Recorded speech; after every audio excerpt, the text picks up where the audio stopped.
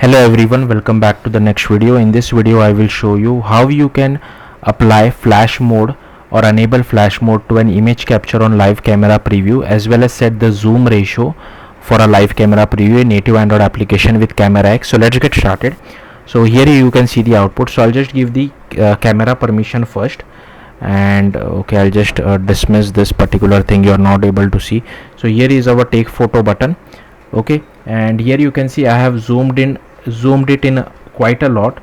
Now how do I prove it to you, right? So here I have not zoomed it in. I have set the zoom ratio as 1. So what if I set the zoom ratio as 2 and rerun the application?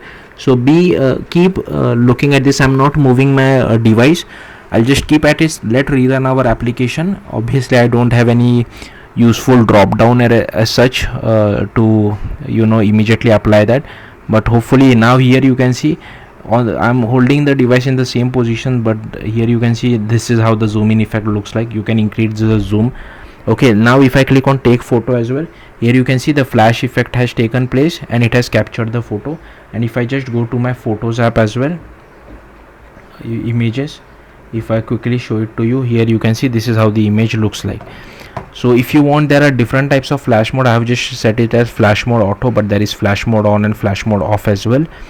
So flash mode auto, I think it automatically enables or disables flash mode. So here you can see the flash will be used according to the camera system determination when taking a picture. So yeah, let's get started. So again, you can apply the same technique for video recording as well. I have just showing it to you for image capture. So first I have created a native Android application. I am using XML layout because for Jetpack Compose things are still unstable at the time of me recording this video. That's why I'm using XML layout. So first you need to go to build.gradle.kts. Here you need to add camera core, camera 2, camera lifecycle, and camera view, and you just have to click on the sync now button. It will download dependencies for you.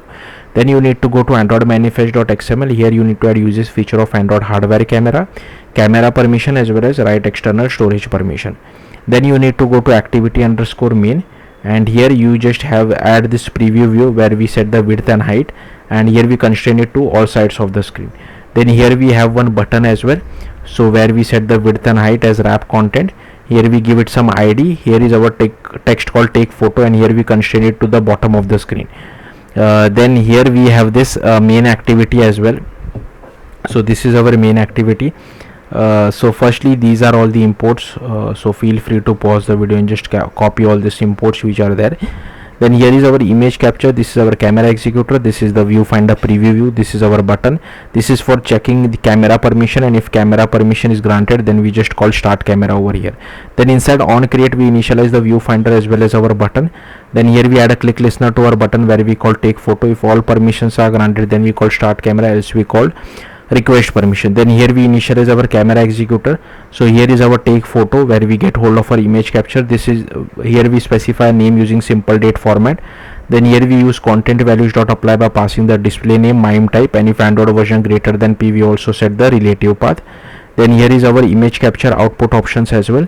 Then we do image capture dot take picture, passing the output options. Here is our context compat dot get main executor.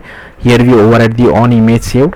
Here we shut down our camera executor, and here we just display a toast message once the image has been captured. And here is the URI of the captured image. So if you want to display it inside an image view, you can do that as well. So inside start camera, we first define our aspect ratio strategy. Here is our resolution selector. Here is our process camera provider as well. Then here we add a listener, so we get hold of our process camera provider. We initialize the preview view, then we initialize the image capture, and here you need to set the flash mode. So like I said, there are different values. So flash mode auto, flash mode on, and flash mode off.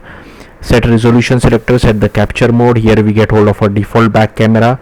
Then we do use case group dot builder, add the preview use case as well as image capture. We unbind our camera provider, we bind it to the life cycle, and here you need to set the zoom ratio to whatever you feel like. I think there is a limit to what you can set it, so don't use a very high value.